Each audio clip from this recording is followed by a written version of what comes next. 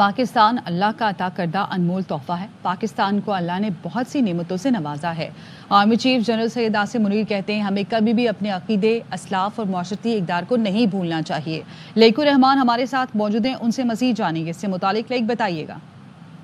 जी, army chief general Syed Asim Munir ने भावलपुर में मुख्तलिफ जामियात के तलबा से बातचीत करते हुए ये कहा कि पाकिस्तान अल्लाह पाक का एक अता करदा एक अनमोल तोहफा है, जिसको अल्लाह ने बहुत सी नेमतों से नवाजा है।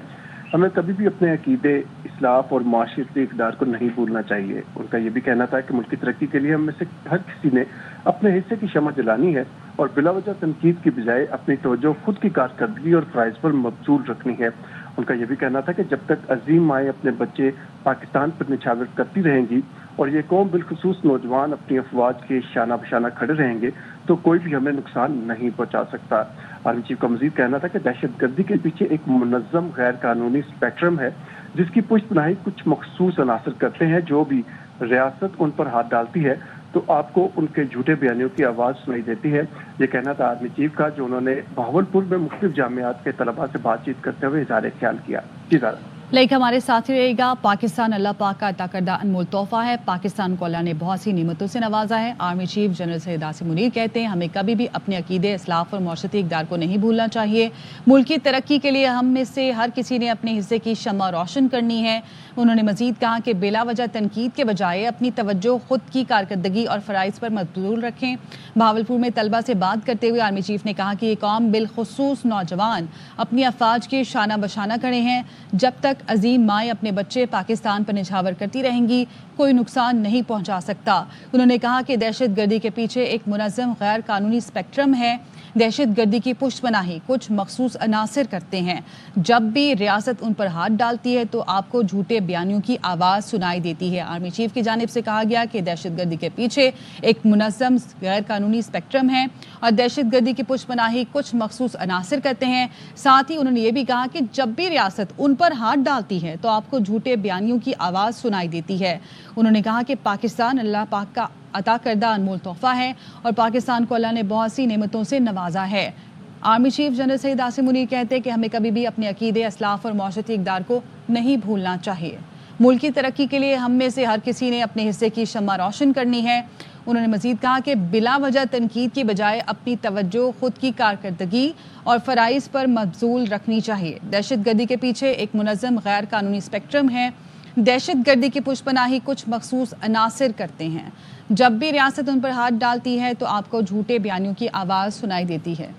ब्रिगेडियर रिटायर्ड अहमद सईद मिनाज साहब हमारे साथ मौजूद हैं। बहुत शुक्रिया अहमद मिनाज साहब आपके वक्त का। आर्मी चीफ ने एक अहम गुफ्तगू की जिसमें उन्होंने कहा कि दहशत गर्दी के पीछे एक मुनज़्ज़म गैर कानूनी स्पेक्ट्रम है और दहशत गर्दी की पुष्टपनाही कुछ मखसूस अनासर करते हैं। साथ ही जब भी रियासत उन पर हाथ डालती है तो आपको झूठे बयानियों की आवाज़ सुनाई देती है। कितना अहम है ये बयान? जी बिल्कुल। कल chief army staff general Asim Munir साहब ने भावलपुर का दौरा किया और वहाँ पे एक मेडिकल जो इंस्टीट्यूट ऑफ मेडिकल साइंसेज है उसका इफ्तिताह किया और वहाँ के स्टूडेंट्स जो हैं बेसिकली उनसे मुलाकात की। इसके साथ साथ वहाँ पे एक इनोवेस्टा चुलिस्तान इनोवेस्टा का भी उन्होंने जो है वो उसका इफ्तिताह किया।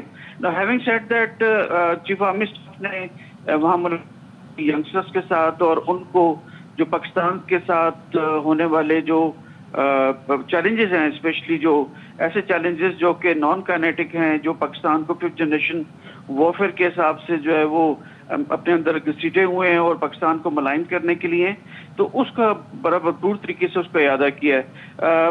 इस वक्त अगर हम देखें तो किसी भी जो एलिमेंट्स होते हैं नेशनल पार्क के, उसके अंदर जो आपकी यंग पॉपुलेशन है, जो ग्रोथ है, वो सबसे ज़्यादा अहमियत की हामिल होती है नेचुरल रिसोर्सेज के बाद। तो पाकिस्तान अल्हम्दुलिल्लाह 65% जो है वो यूथ पे ऊपर मबनी है।